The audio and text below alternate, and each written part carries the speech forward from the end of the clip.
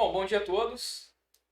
Vamos retomar aqui o finalzinho da aula passada, onde eu estava comentando com vocês em relação aos tipos de dados. Bom, na aula retrasada, eu comentei com vocês a diferença de dados e informação, de dado e informação, que são coisas distintas e que basicamente nós temos que identificar esses dados do mundo real para trazê-los para o computador. E muitas vezes nós temos que definir exatamente qual é o tipo desse dado. Ou seja, se esse dado é um número inteiro, se é um texto, se é uma data, se é um polígono, se esse dado pode ser uma figura, enfim, ele pode ser de diversos tipos. Existem os tipos primitivos em cada uma das linguagens. Quando a linguagem ela é fortemente tipada, nós temos que definir claramente qual é o tipo do dado. Então, ah, e isso a gente faz na hora que a gente declara a variável. A gente vai ver o que é isso na aula de hoje. Declaração de variável, variável, tipo de dados e tipo de variável. Bom, o tipo de dado mais comum que a gente encontra é o tipo de dado inteiro, né? O tipo de dado inteiro que, no caso de C++, existem vários tipos primitivos que podem ser utilizados para representar o tipo de dado inteiro. Bom, basicamente, pessoal, esses vários tipos aqui primitivos que a gente consegue em C++, por exemplo, aqui nós temos o int, igual eu comentei com vocês. O int, ele é um tipo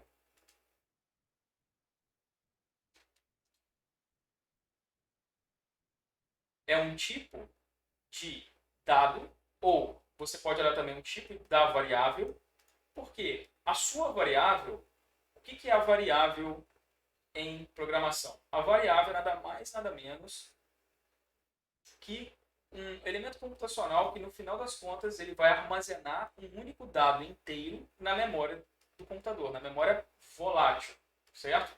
Ou seja, na memória RAM, aquela que, ao cessar a energia elétrica, você perde esses dados. Então, quando nós escrevemos esta instrução aqui, uma instrução em C++, a gente pode visualizar isso como um passo para resolver o problema final, né? E essas instruções, normalmente, o final de cada instrução é delimitado por um ponto e vírgula em C++, lembrando que isso em C++. Então, quando tem uma variável, por exemplo, int x, igual eu fiz aqui, ó, int x, eu tenho uma variável do tipo inteira, ou seja, essa variável aqui dentro eu vou armazenar um único dado do mundo real, ou seja algo realmente um objeto concreto ou abstrato, né, do mundo real, mas apenas um único dado, e esse dado, o tipo dele é inteiro. Então, esse int aqui, esse int, é uma palavra reservada em C++ para representar um determinado tipo primitivo de variável. Ou, se você quiser também falar sobre tipo de dado. Mas quando a gente normalmente fala tipo de dado, a gente já refere isso a inteiro mesmo, a número inteiro. É um número inteiro, o dado é um número inteiro. E aqui na variável, ela é do tipo int. Aí este tipo int, que é o tipo da sua variável, tipo int e int, se a gente for na documentação, né, na documentação lá do C++, aí você pode ir em vários sites, aqui eu estou indo da Microsoft mesmo, direto, você pode ver que, é claro que isso pode ter variações de acordo com cada linguagem, mas normalmente aqui, ó, o tipo int, ele varia de menos alguma coisa até mais alguma coisa. E é um número relativamente grande, né, para resolver alguns problemas. Só que às vezes você vai precisar de um inteiro maior. Então, existem outros tipos de inteiro. Existem, por exemplo, o long int, né? Ou esse underline, underline int 64, que é o sinônimo para long int, long int, que vem desse número grandão aqui, ó, até esse número grandão aqui. Então, como eu comentei, tudo em programação tem um limite, certo? Não existe um infinito aqui em programação. Sempre você vai ter um limite. Principalmente quando estivermos tratando de variáveis primitivas da linguagem. É claro que você pode depois definir os seus próprios tipos, enfim, você pode criar sua própria linguagem até. Mas, quando você usa os tipos primitivos da linguagem, os tipos padrão, o tipo padrão, ou os tipos que a linguagem fornece inicialmente, você vai ter um que a gente chama de range, né? Ou seja, de um valor mínimo até um valor máximo, e esse valor, no caso de inteiro, ele vai de 1 em 1 unidade, mas, por exemplo, no caso de números reais, isso vai em dízima periódica, né? Isso vai em decimais, em números ponto flutuante, que a gente chama. Por exemplo, quando nós usamos essa palavra unsigned antes de um tipo, normalmente em C++, o que acontece? A parte negativa ela é desconsiderada. Então, isso aqui é utilizado basicamente para fazer certas otimizações quando você precisa de um número maior, né, do que esse daqui, mas não quer usar o long int ou um inteiro que vai gastar um pouco mais de memória. Então, você sabe que você não vai usar números negativos, então você usa esse unsigned int, que ele, no final das contas, vai ocupar o mesmo tamanho desse int aqui na memória, e ele pode ir de 0 até o dobro, né? Até o dobro deste número. Bom, isso acontece para diversos outros tipos primitivos, certo? Com esse unsigned aqui, então você tira essa parte negativa do número para conseguir um número maior. Lembrando que existem números que são extremamente grandes, entendeu? 1.7 elevado a mais ou menos, né, 308, que é o double, ainda tem o long double, o long double. Então você tem alguns tipos que provavelmente vai atender à sua necessidade. Caso não, você talvez vai ter que usar uma biblioteca externa e implementar o seu próprio tipo. Mas isso aí vai depender da linguagem, do compilador que você estiver utilizando e de uma série de fatores que aí já envolve uma programação um pouco mais avançada. Bom, mas para a nossa disciplina, basicamente, tudo que a gente faz, o int normal, a gente só vai usar basicamente o int e o float. Em alguns casos, a gente vai precisar usar o double. Bom, qual que é a diferença do int, do float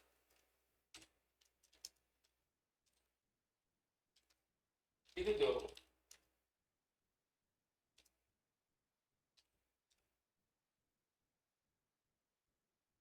Bom, todos esses três tipos de dados aqui, ou tipos de variáveis, ó, int, x, float, y, double, z.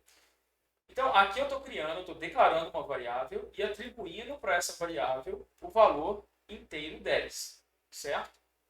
Aqui eu estou criando uma outra variável em outro lugar da memória do meu computador. Essa variável tem o nome de y e ela recebe um número ponto flutuante ou um número real, como queiram chamar. O pessoal da computação normalmente chama de números ponto flutuantes e o pessoal da matemática normalmente chama esse tipo de número real, né? Ou seja, a parte depois da vírgula ela é considerada, ela é analisada, ela é armazenada também. Por exemplo, se eu passasse um número assim para o inteiro, ele ia desconsiderar toda essa parte. Como é que você prova isso? Bom, eu vou mostrar para vocês. Eu vou fazer um comentário usando esses dois caracteres aqui. Ó. O que é o comentário? O comentário é quando você precisa escrever alguma coisa no seu código ou simplesmente desabilitar parte do seu código para que outra pessoa, no caso que você precisa escrever alguma coisa, né, fazer algum comentário desse código. Quem escreveu os códigos foi tal pessoa, que data que escreveu, né? 2 de 2020, alguma data, enfim. Escreveu o que aquele código faz, o que está representando, o que significa aquele X, aquele Y, aquele Z. Então, quando você precisar fazer um comentário no código ou simplesmente desabilitar uma parte do seu código para que aquilo não seja executado no final das contas, igual eu comentei na aula passada, uma coisa é você escrever o código, outra coisa é você executar, que é quando a gente aperta aqui o F9. Então, eu vou simplesmente usar isso daqui, que é um bloco de comentário. Eu poderia usar também o barra barra para comentar, porém ele comenta só uma linha. Como eu quero desabilitar tudo isso aqui, né, só não apagar, só deixar para não ser executado, ou seja, vai estar escrito aqui, mas não significa nada para o programa. Isso não vai ser executado, isso não vai fazer parte do meu programa final, ok? Bom, então eu quero só usar o cout aqui, como eu falei com vocês, o meu cout. A gente vai, por enquanto, chamar ele de comando, né? Ele não é bem um comando, mas por enquanto nós vamos chamar cout de comando, né? A grosso modo, mas lembrando que não é essa a palavra correta para chamar o cout, assim, a gente vai ver isso lá para frente. Então, inclusive a endline, mas para ficar mais amigável, né? A gente vai chamar tudo isso aqui de comandos, né? Então, o nosso comando cout ele vai ser responsável por imprimir dados na tela e eu posso concatenar esses dados. No caso, eu estou pegando aqui a string x, dois pontos, espaço. Essa é minha string. X maiúsculo, dois pontos, espaço. Agora, o que eu vou fazer? Eu vou imprimir na tela também a variável x. Só que ele não vai imprimir na tela a letra x. Aqui ele vai lá na memória do computador e vai ver qual valor que está armazenado na memória RAM, qual o dado que está dentro da variável x, e ele vai imprimir isso aqui na tela para mim. Vamos ver como isso aqui vai ser apresentado para a gente. Ué, professor, mas olha só, aqui no seu código tem um número com um ponto, né? Claro que aqui no Brasil a gente costuma colocar vírgula, mas a gente vai trabalhar com ponto, né? Deixar o padrão da linguagem para a parte decimal, né? Para os números ponto flutuante, por isso que chama ponto flutuante, né? Porque o padrão lá no inglês é usar ponto depois da parte inteira do número. Então, por isso que o pessoal da computação chama esses números ponto flutuante, né? Que esse ponto pode flutuar aqui ao longo do número. Tudo bem, mas só apareceu o número 10. Cadê o resto? Bom, eu não falei que quando nós definimos uma variável em uma linguagem fortemente tipada como C++, existem linguagens que não são fortemente tipadas. Depois eu até trago exemplos para vocês. Vocês vão ver lá em banco de dados. Algumas delas. Mas aqui em C++ eu preciso, a cada momento que eu criar uma variável, e criar outras coisinhas também, que lá para frente a gente vai ver, mas nesse momento a gente só conhece variável, então toda vez que nós criarmos uma variável, que nada mais nada menos é um elemento computacional que vai receber um dado, certo, de um determinado tipo, e essa variável que chama, neste caso, chama x minúsculo, ela é do tipo inteiro. Então, se eu passar para ela um número ponto flutuante, um número real, o que vai acontecer? Ele vai desconsiderar isso aqui. A gente chama este ato de desconsiderar tudo depois do ponto, a gente chama isso de truncar. Truncar o número. Então, se você passar um número real para uma variável inteira, e esse número real tem valores depois do ponto, certo? Ele vai truncar esses valores, ou seja, ele vai desconsiderar tudo depois deste ponto.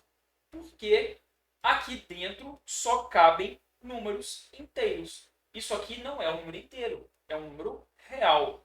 Então, não vai dar erro, mas ele vai fazer o quê? Ele vai obter só a parte inteira deste número e vai jogar para dentro do x.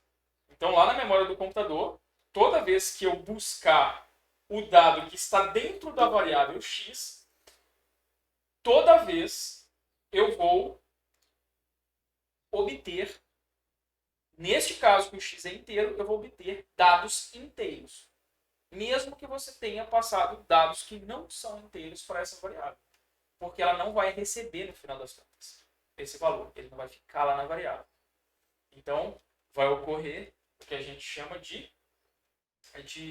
truncar. Né? Eu posso comentar aqui. Ó. Truncar ou truncou o número. Fala isso informalmente. Então, ocorre esse método, né, de truncar o dado, né, o valor do dado é truncado, e aí a gente obtém apenas a parte inteira. Então, veja bem. Mas alguém pode falar, não, peraí, é porque é 3, se fosse 9, aí ele ia para 11, né, professor? Olha só, mesmo se fosse, porque alguém pode falar, não, isso é arredondamento. Não, até dá para fazer arredondamento, mas o padrão não é arredondar, é truncar mesmo. Porque mesmo que seja 10.979, ele trunca, ou seja, ele desconsidera, ele não faz um arredondamento. Então, mesmo que tenha 10.99, só que tem que tomar cuidado, que dependendo do número que você passar, o que pode acontecer é estourar alguma coisa na compilação e isso acabar, esse número aqui acabar não sendo inteiro e ser jogado para o 11. Isso vai depender do compilador. Como assim? Se isso aqui fosse muito 9, poderia dar estourar esse número aqui, ó, antes de ser atribuído, esse número poderia estourar alguma coisa no compilador e ir para 11. Isso também pode ocorrer. Aí não quer dizer que truncou, é porque esse número aqui, em algum momento ele é armazenado em algum lugar. Isso daqui às vezes pode ser truncado também, aí pode ser arredondado para 11. Mas isso vai depender muito do compilador, tá? Então,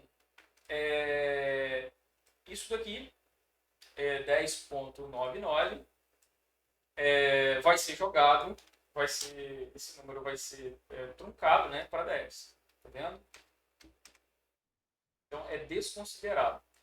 Bom, mas se eu quisesse pegar essa parte aí, bom, então será que basta eu fazer um float y e falar que agora o y recebe x?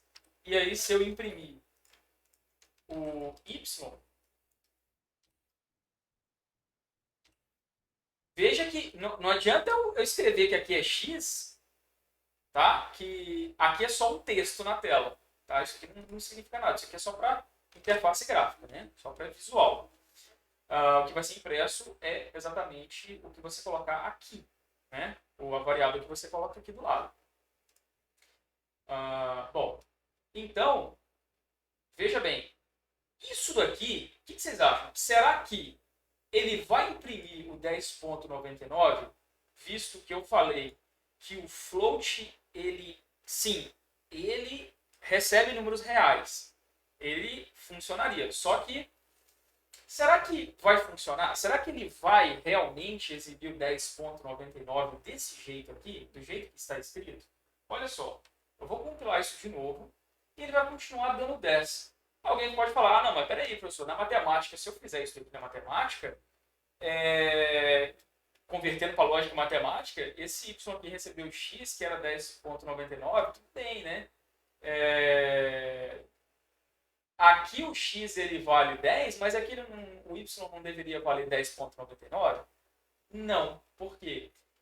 Esse número foi para o x e quando ele foi com 10. Ele só armazena, aqui dentro do x, ele só armazena números inteiros. E como você fez aqui agora, ó, y recebe, isso aqui não é um sinal de igualdade, tá? Esse único igual é um sinal de atribuição. Se você está atribuindo, você não está perguntando se y é igual a x ou se está afirmando que y é igual a x, não. Quando você faz igual aqui, este símbolo igual, ele não representa igualdade, ele representa atribuição. Então, o valor que está na direita é atribuído à variável que está na esquerda. Isso não é igualdade, ok? Igualdade, a gente vai virar para frente, que é 2 iguais. É outra coisa. Então, quando a gente tem um único símbolo de igual, nós temos uma atribuição. Pega-se o que está em x e leva para o que está em y. Pô, mas aí o nome não importa. Eu poderia ter uma variável com esse nome aqui. Professor, posso criar uma variável começando com um número? Não. Posso criar uma variável começando com cedilha ou botar acento? Não. Não pode. Posso criar variável com espaço? Não pode. Existem regras em cada linguagem de programação para você criar determinadas variáveis. Então, em C++, o que eu vou falar para vocês? Usem os caracteres do alfabeto inglês, ok? Os caracteres do inglês. Ou seja, não bote acento, cedilha, trema, tio, não coloca caracteres especiais. E outra coisa, pode número? Pode, mas para usar número tem que ter uma letra na frente. Então pode x1, x2, x3, x4, x5. Pode ser isso aqui, o nome de uma variável, certo? Mas eu queria fazer um espaço. Eu queria fazer, por exemplo, soma total. Então você usa o underline. Você não pode usar isso aqui, tá? Não é legal usar esse hífen, não. Em C++. Use o underline ou faça assim. Intercale uma maiúscula. Você começa aqui, ó, tudo minúsculo. Depois, cada vez que mudar a palavra, por exemplo, soma total. Então, você começa em minúsculo, na hora que mudar a palavra, assim que mudar a palavra, você coloca uma maiúscula e volta para minúsculo. E vai a quantas palavras for necessário utilizar. Você vai intercalando. Lembrando que você começa com minúsculo. Isso aqui são boas práticas de programação. Lembrando, ou você faz isso, ou você faz isso daqui e mantém esse padrão no código todo. Não vai criar variável uma hora assim, outra hora assim, ok? Mantenha o padrão em todo o seu código do determinado programa, tá bom? Se você estiver escrevendo, mantenha esse padrão. É uma boa prática de programação você fazer isso. Então, aí mais algumas dicas para vocês escreverem aí o nome da variável. Lembrando, não é muito bom colocar variável do tipo assim, A1, A2, X, B. Não é bom você colocar variáveis X, 9C. Por quê? Essas maluquices aqui não são legais. Porque imagine o seguinte, quem estiver lendo o seu código depois, como é que vai descobrir o que é isso aqui? Ele não vai saber, ele tem um conjunto de letras e números ali que não faz sentido nenhum. Então, normalmente, nós usamos palavras que caracterizam o que aquela variável está armazenando. A variável média, a variável desvio padrão, a variável que vai armazenar o somatório total, a variável que vai armazenar o nome da pessoa. Enfim, você vai colocar palavras que caracterizem o objeto ou o dado que você está armazenando ali dentro. Isso vai fazer o quê? Vai melhorar a legibilidade do seu código. Não é que fazer isso aqui está errado. Você poderia fazer o seu código tudo com esses tipos de variáveis assim randômicas, né, aleatórias. Só que a legibilidade vai ser afetada. Vai ser difícil para a pessoa ler o seu código e entender o que aquilo ali está fazendo. Porque você colocou no nome das variáveis sequências de caracteres aleatórias, que não significam nada. Você saiu escrevendo qualquer coisa ali, e aí quer que a pessoa adivinhe. Aí alguém fala, mas eu posso comentar aqui o que significa essa variável. Tudo bem. Também dá para fazer isso, só que é desnecessário. Não custa você colocar um nome que vai ajudar a pessoa que está lendo o seu código, certo? Então, vale muito a pena você colocar nota prova 1. Nota da prova 1. Igual a gente vai fazer hoje aqui um um exercício que vai calcular a média de todas as provas e verificar se o usuário está aprovado ou não, enfim. Então, veja bem, o nome que você vai colocar aqui vai impactar fortemente na legibilidade do seu código. E lembrando, nem sempre você vai escrever um programa que só você vai ler.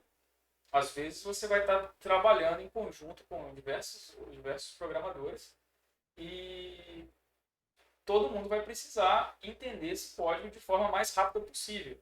Então é importante, sim, a escolha do nome da variável. Beleza? Bom, então, nesse caso aqui, ele não obteve 10,99 justamente porque já estava no valor X o valor de 10. E como que funciona o programinha? Ele sempre vai linha por linha. Ele vai fazendo uma sequência. A menos que você use alguma outra técnica para mudar isso, que dá para mudar isso também. Mas o padrão é ir de linha por linha e ele não volta nas linhas atrás, exceto se você mandar. Né? Existem comandos que fazem voltar. Mas ele não pega esse valor 10,99 de novo. Ele está pegando o que está em X e atribuindo ao que está em Y. Beleza? Muito bem. Então, o que estava em X neste momento, o X ele estava valendo 10. Então, ele pegou esse valor 10 e atribuiu para o Y. Então, o Y ele recebeu o X que tem o valor de 10. Então, o Y também vai ficar com o valor de 10. Agora, se você tivesse colocado aqui um valor ponto flutuante para o Y receber, vamos ver esse comentário.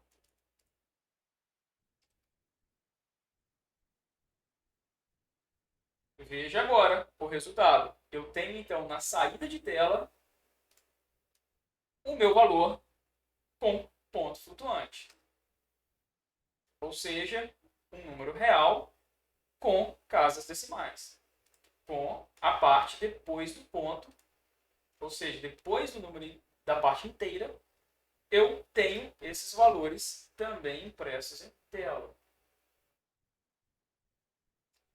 Muito bem. E o double?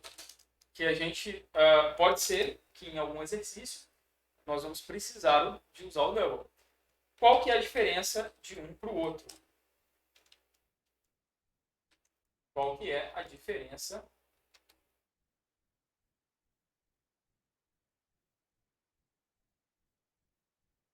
Vou colocar o mesmo número. Só para comentar.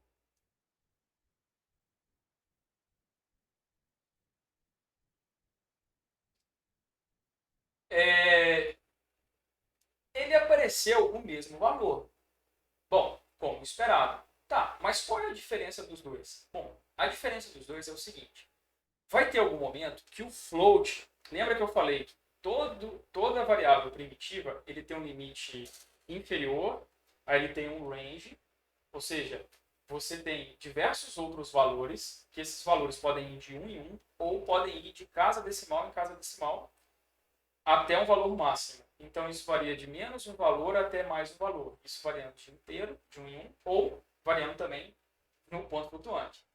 Então, quando a gente trabalha com float e com double, a diferença é o seguinte: é o tamanho máximo do número e a quantidade máxima de casas decimais dos dois. Então, se você quiser uma precisão maior, você vai usar o double. Uma precisão menor, você vai usar o double, o float. Aí tem que ir lá na manual da linguagem e ver e fazer os testes. Tem também alguns comandos que exibem, né, qual que é os limites, tanto do float quanto do double. Dá pra gente checar isso também usando função, que é uma coisa que a gente vai ver lá pra frente da disciplina. Lá no meio da disciplina a gente vai ver. Tentar checar os limites aqui do float e do double, de casas decimais. Mas lembrando que vai ter limite, inclusive, no double. Aí tem long double, enfim. Existem outras variáveis primitivas, né? para números extremamente grandes, mas sempre vai ter um limite, certo? Mesmo que você crie sua linguagem, que você defina quais são os tipos primitivos, você vai ter um limite alguma hora da sua linguagem. Então, não existe infinito em programação. Beleza, pessoal? Bom, então, todo mundo está conseguindo pegar bem até aqui? Alguma dúvida?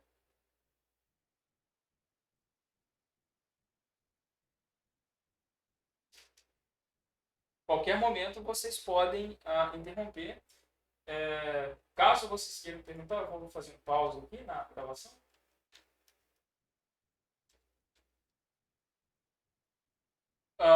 Beleza, pessoal. Então, eu vou continuar aqui falando sobre outras variáveis, outros tipos de variável que nós temos, né? Os tipos primitivos de dados. Nós temos um aqui que é o char.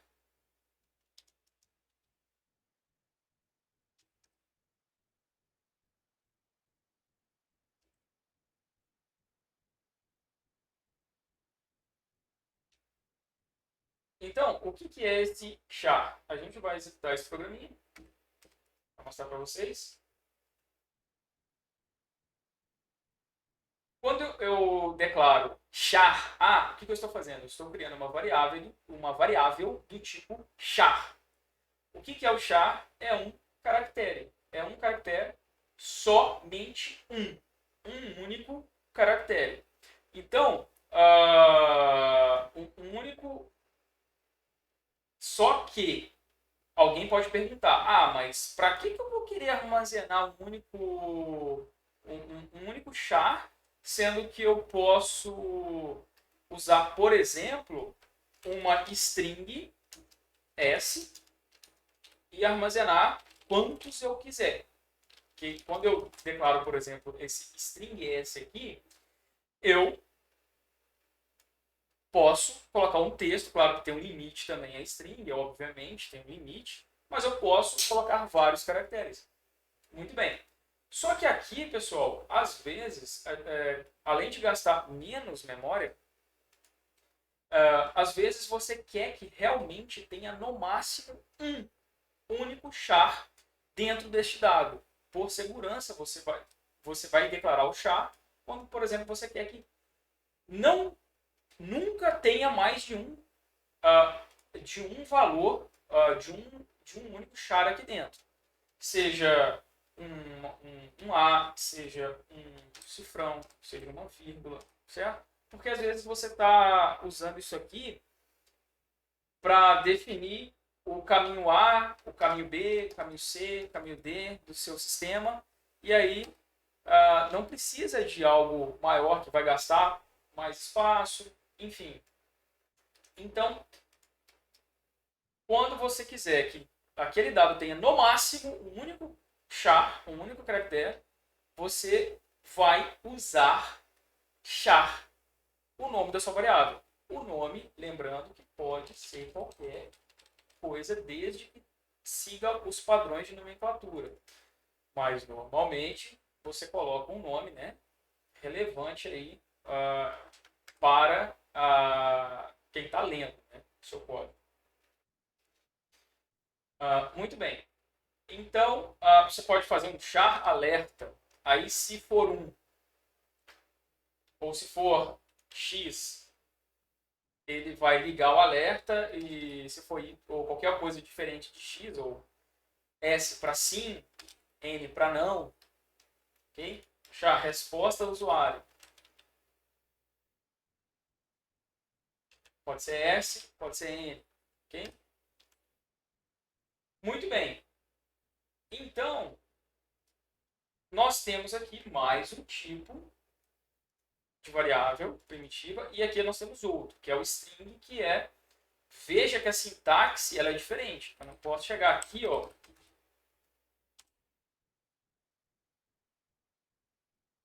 dependendo do compilador, ele vai até deixar. Só que, por padrão, isso aqui vai dar errado, tá? Dependendo do compilador, ele pode até aceitar isso aqui, e claro que isso vai depender também da linguagem de programação. Em C++, o padrão, quando você trabalha com char, você usa apóstrofo.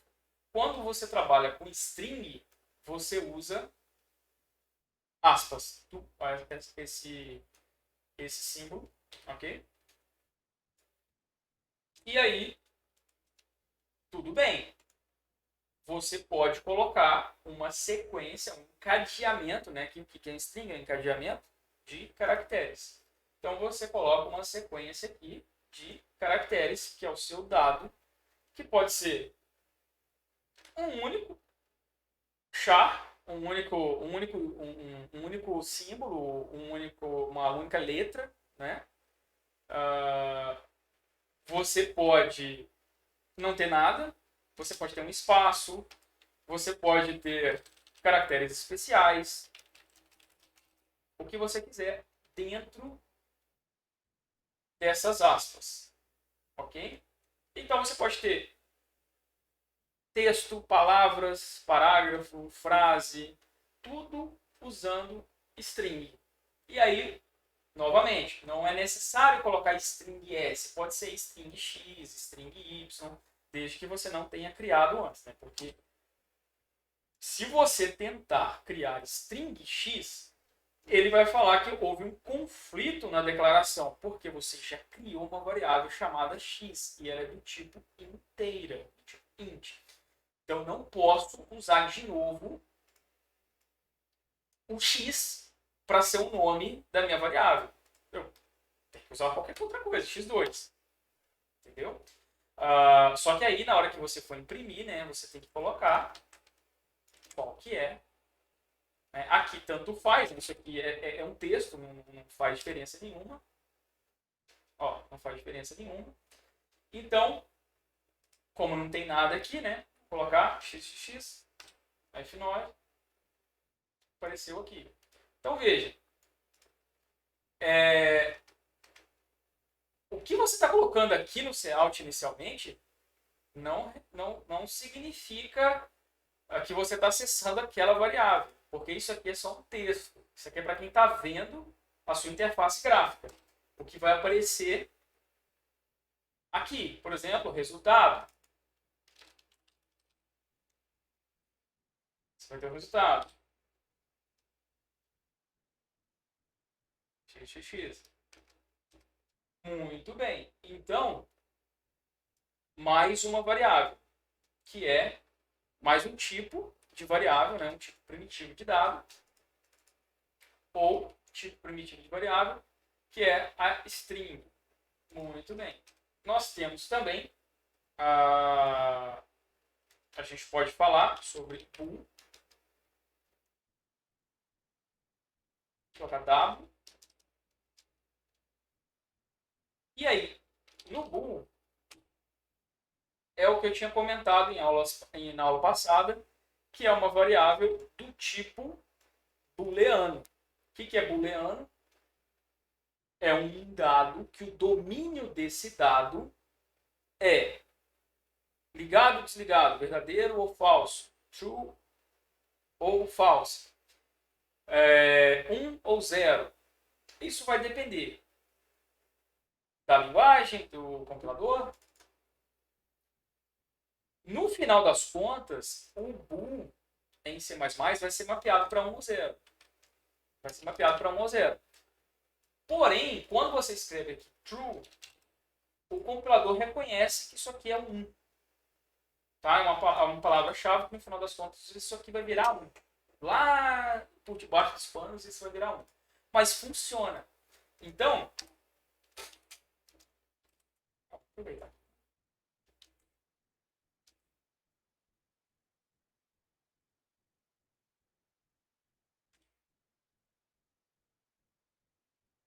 Olha só. O que apareceu no W? O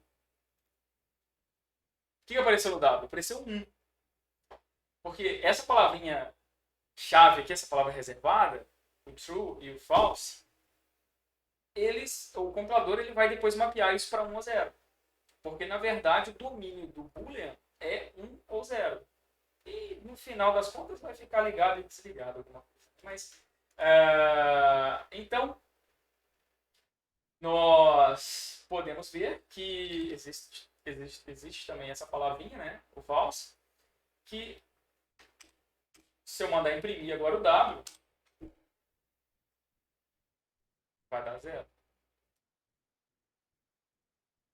Ah tá, mas e se eu chegasse aqui e atribuísse 7 para o W? O que ia acontecer?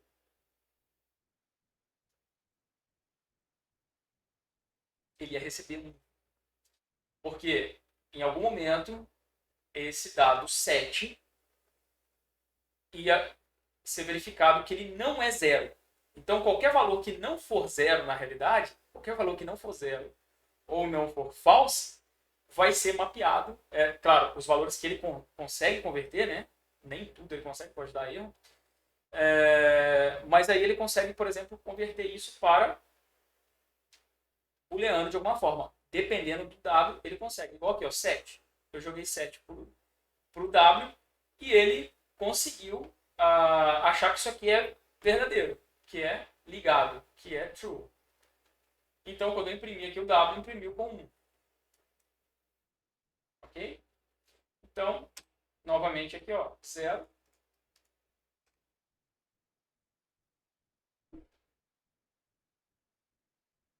Zero.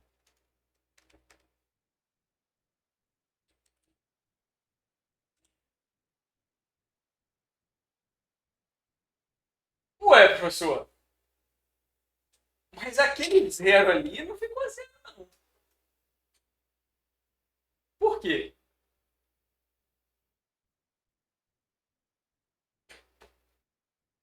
Dá um pause aqui.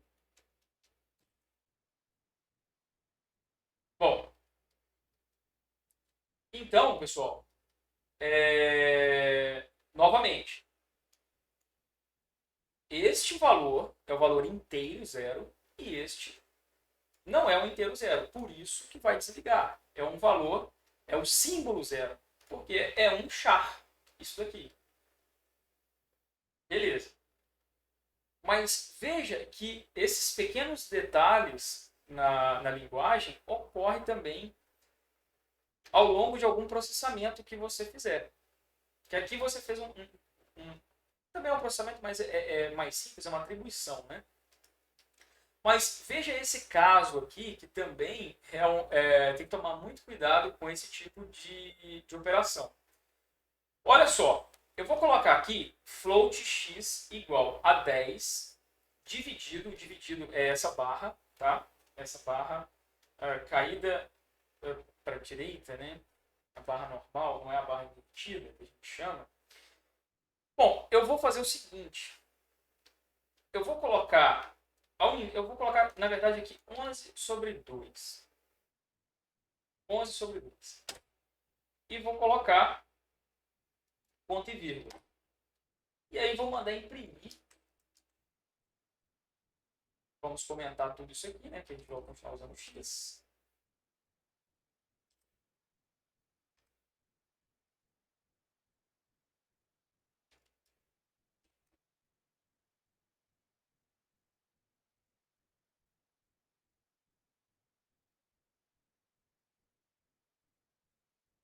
F9.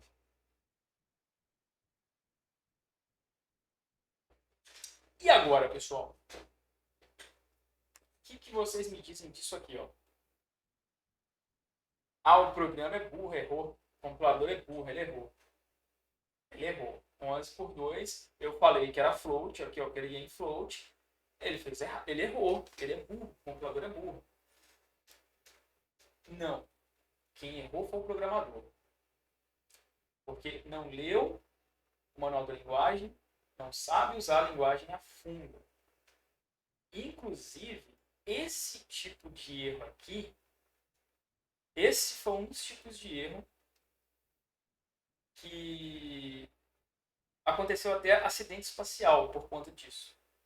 No início lá das viagens espaciais, o erro que aconteceu, que acabou fazendo que alguns foguetes lá explodissem no céu, né? Foi justamente por conta desse tipo de arredondamento ou de truncagem os valores. Olha só, isso daqui, às vezes até programador experiente acaba esquecendo, não dessa forma que está aqui, mas às vezes ele acaba passando uma variável aqui e outra variável aqui e esquece que as duas variáveis são do tipo inteiro. O que eu quero dizer? Quando você tem um dado inteiro sobre um dado inteiro em divisão, divisão de inteiros em C++ vai dar inteiro antes de ser atribuído para o outro lado. Então, quando você escreve isso aqui, primeiro o compilador vai processar isso daqui. Ele vai pegar o 11 e vai dividir o 2, e como os dois são inteiros, divisão de inteiro vai dar inteiro. Ele vai truncar. Então, 11 dividido por 2 vai dar o quê? Vai dar 5. Porque ele vai pegar só a parte inteira. O resto é desconsiderável. Entendeu? Vai dar um resto aquilo dali. Vai dar um resto de 1. Porém, tá correto. O compilador fez correto. Porque você fez inteiro sobre inteiro. E no manual tá falando que se fizer inteiro sobre inteiro, vai dar divisão em inteiro. Caso você queira que não seja divisão de inteiro, que seja divisão de ponto flutuante, você tem que colocar que um dos dois números é ponto flutuante. Aí sim.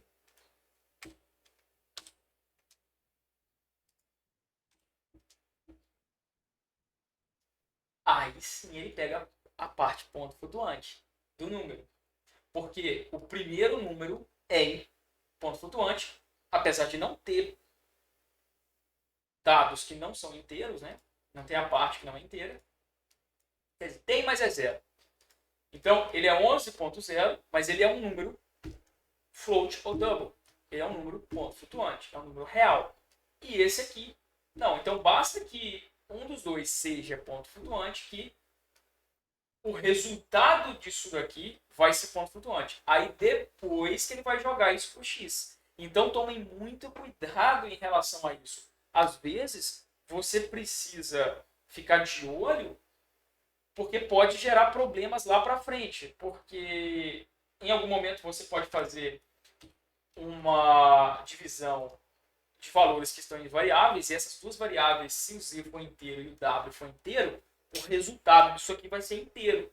E vai ser jogado a parte inteira só para o float. Entenderam isso? Se eu tiver uma variável inteira z, int z igual a 11, int w igual a 2. Se eu faço isso daqui,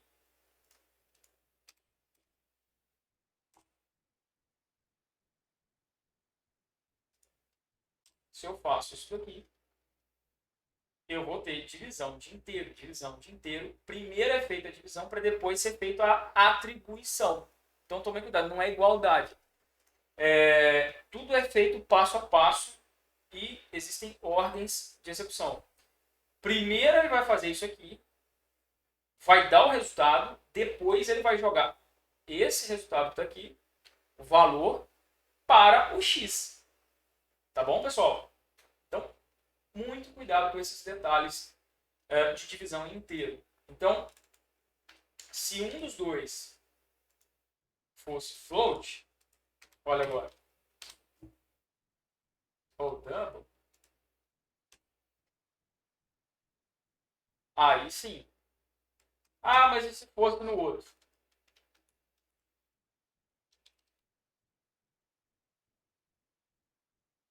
Também. Basta, o que eu falei?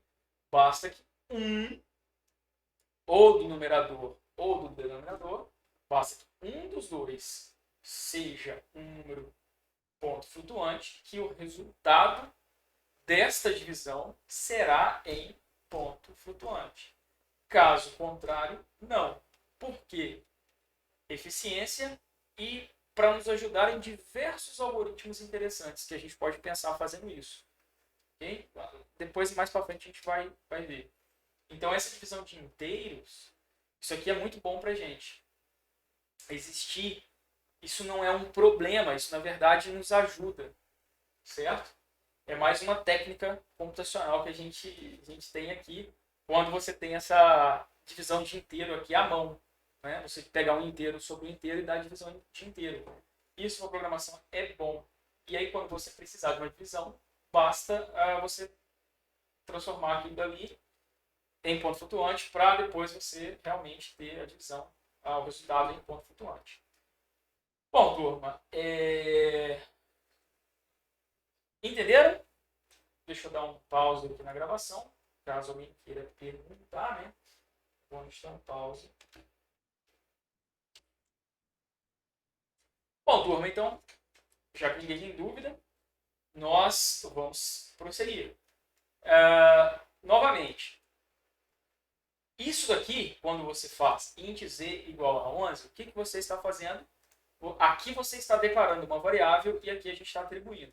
Nós poderíamos fazer isso aqui de forma mais separada. Podemos apenas declarar uma variável e depois atribuir um valor para essa variável.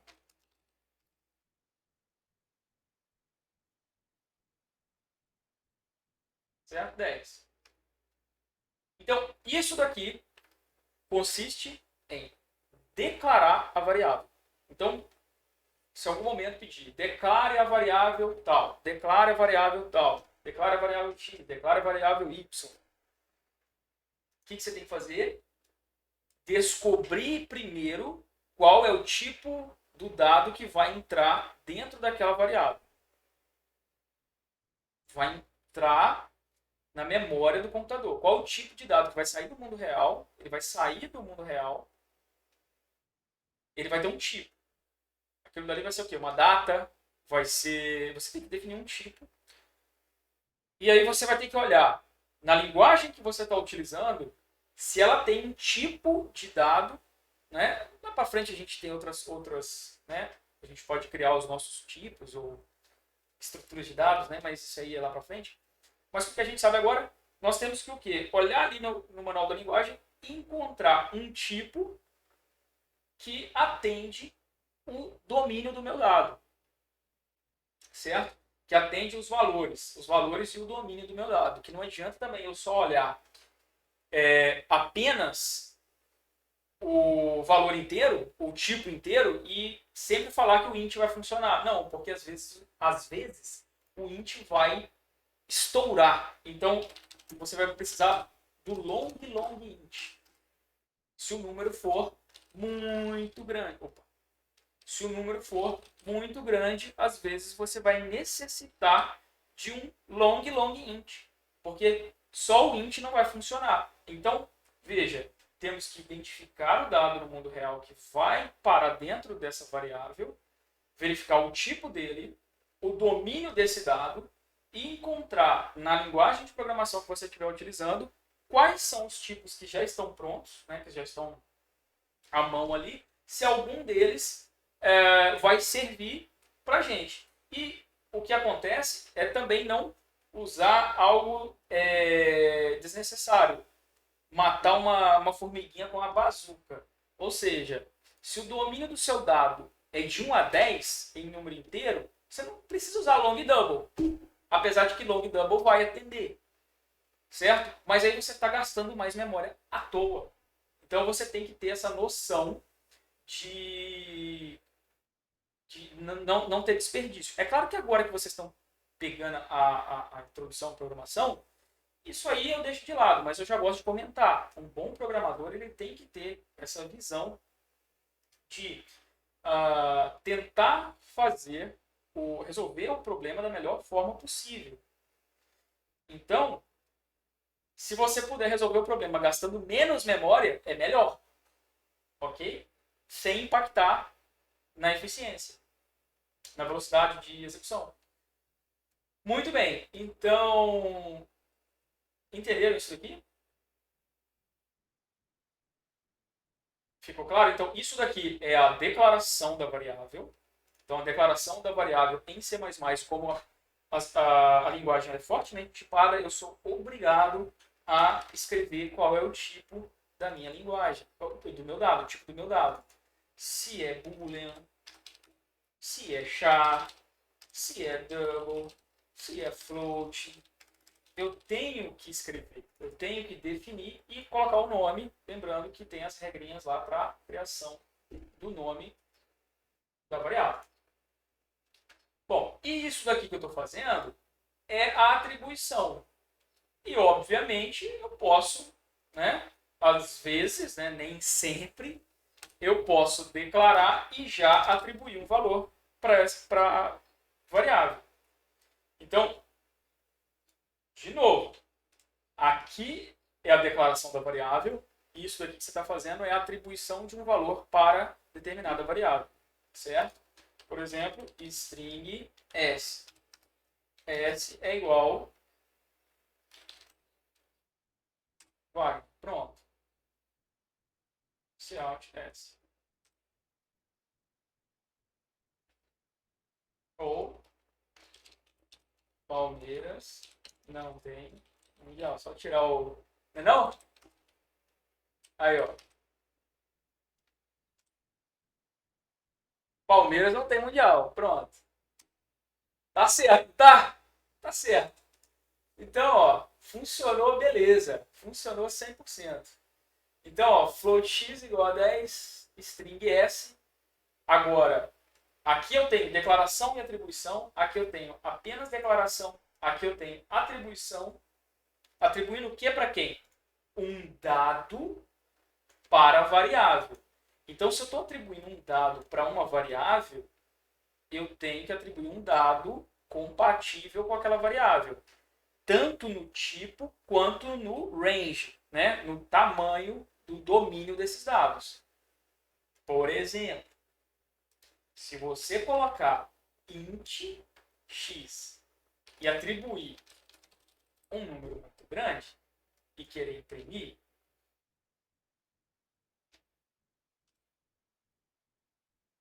ele não vai pegar todo mundo. Ele vai chegar ele vai chegar em algum momento e vai dar um problema. Então tem que tomar cuidado com isso aqui. Tem que tomar cuidado porque é o máximo. Ele atinge o máximo, então toma cuidado com isso. Porque vai estourar o seu int não cabe mais. Ele não cabe mais. Então, tomem cuidado com a questão de estourar o seu o seu dado, a sua variável. Veja, nem o long int vai caber esse número aqui. Estão entendendo? Às vezes tem que usar uma outra coisa. Entendeu? Caso você necessite de um número desse tamanho para uma variável. Certo? Para uma variável. Às vezes você tem que usar uma biblioteca externa. Às vezes você tem que programar alguma coisa. Então, às vezes você tem que usar o double, por exemplo, para armazenar um número desse tamanho. Aí o Cout tem, né? Você pode abrir isso aqui porque o Cout ele é configurável, né? Para exibição. Aí você pode mostrar o número normal, enfim. Isso aqui é o padrão do Cout. A partir de um certo número ele coloca elevado e tal. Mas tenham em mente, ok? Não é para decorar, tá? Pelo amor de Deus, não me vá decorar. Tem gente que pergunta, professor, eu tenho que decorar esse número lá. Não, pelo amor de Deus, ninguém decora nada em programação. Você programa com o manual da linguagem do lado. Quando você tiver um problema, que ele tem números grandes, que ele tem casas decimais grandes, aí você vai atrás e dá uma olhada quais são os limites. E tem também uns comandinhos para você checar o limite de cada variável. Mas eu só estou comentando. Esses detalhes a gente nunca. Nessa disciplina a gente não vai ter exercícios que vai estourar o nosso long int, não vai estourar o nosso double. Então,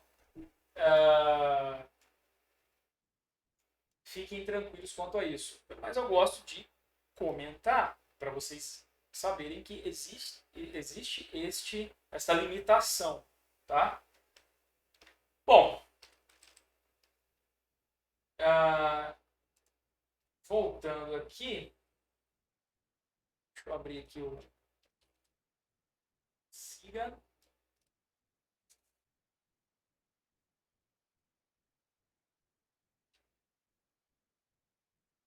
Ok. Então, para a aula de hoje, eu acredito que está bom, né? Essa primeira parte. Eu vou comentar só algumas coisinhas aqui da disciplina, que é em relação para quem está acompanhando com o livro texto.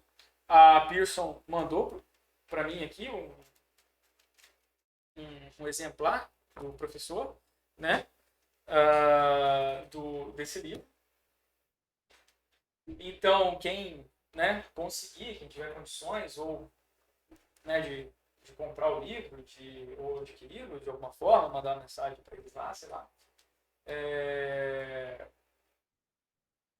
É um livro muito bom, é o nosso livro texto. Ele está na biblioteca. Eu não sei se a biblioteca tem exemplares online. Eu não sei. Algumas bibliotecas no mundo já estão migrando para isso, né, de ter exemplares online para os alunos consultarem. Não sei se a nossa universidade tem. Eu posso até verificar isso para vocês, mas esse livro tem na biblioteca lá. O problema é que a gente está, né? Quarentena é complicado. Mas vocês dão seus pulos aí e tendem a achar. Lembrando que tem também as alternativas dos sites também. Mas para quem está acompanhando, então, do livro, eu recomendo esse primeiro capítulo aqui, ó. Quem quiser, tudo bem, ler, introdução ao computador, internet, mas quem tiver sem tempo, principalmente esse período agora, né, que é um pouquinho complicado em relação a tempo, é o do quê? Estilo... Não entendi, Suzano. É o do Deitel. É C++, é o C++ como programar.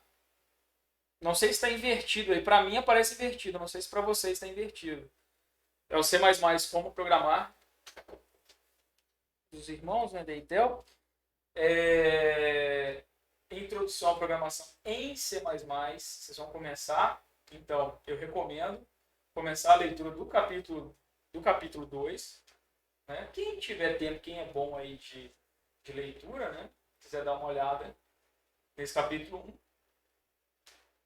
1. O legal é que a leitura, ela não é aquela leitura chata, aquela leitura técnica demais. Não, vocês vão ver, é uma leitura bem interessante, com vários exemplos, com código. Então, é uma linguagem bem didática. É um livro muito bom mesmo. É difícil ter livro de programação tão didático igual esse de C++ aqui. Então, eu recomendo o capítulo 2, lembrando que todo capítulo vai ter alguns subitens, né? Que não precisa ler. Não precisa ler porque não é da disciplina. É claro que quem quer aprender programação, né, de verdade, tudo lá, cara, é interessante. Agora, isso aqui não é da nossa disciplina, tá? Sempre no final de cada capítulo vai ter essa parte aqui de estudo de caso de engenharia de software. Então, não é necessário, tá? Dar uma lida nesses últimos tópicos. Então, tem que dar essa filtrada, por isso que é bom vir a aula, né? Para ver o que a gente está estudando. Então, essa parte aqui, eu recomendo a leitura, né? Até aqui, né, na verdade.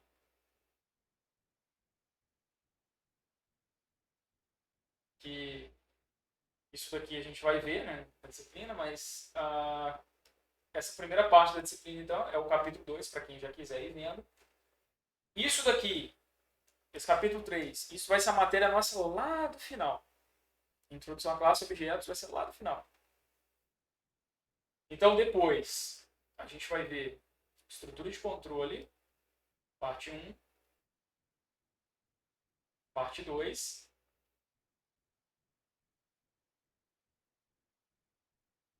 E funções e uma introdução à recursão, arrays e vetores, Isso aqui, não.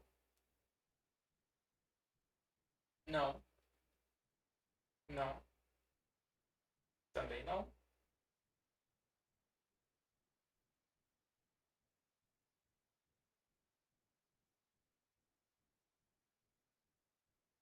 E aqui para baixo vai ter alguns pontos que a gente vai ver. Né? Tratamento de sessão não. Processamento de arquivos, a gente vai dar uma olhadinha. Quem quiser aprender bastante sobre streaming, tem um capítulo só disso. E daqui para baixo não, daqui para baixo já é a gente pode dizer que é banco de dados, é parte do sistema de banco de dados lá que a gente vê. Mas aqui em estrutura de dados, nós vamos ver duas estruturas de dados também, mas quando for o caso, eu vou mostrar exatamente onde é que tem alguns lugares que vão ser bem específicos, né? Não sei, página tal. Então, no mais, são esses primeiros capítulos que vocês têm que ler, ok? Aqui tem um monte de outras coisas que são mais avançadas, né? Mas o importante mesmo, para quem quiser dar uma adiantada aí, né? Porque vai ter o carnaval, para quem quiser adiantar a leitura, novamente, capítulo 2, pula o 3, não, que o 3 a gente vai ver depois, 4, beleza? Então, 2 e 4. Acredito que, no máximo, você vai conseguir chegar aqui no 5.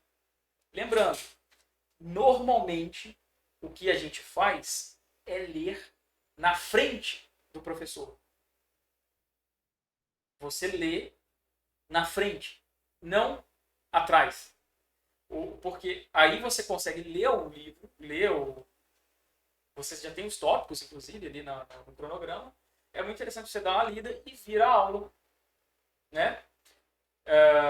Já com, talvez, alguma dúvida.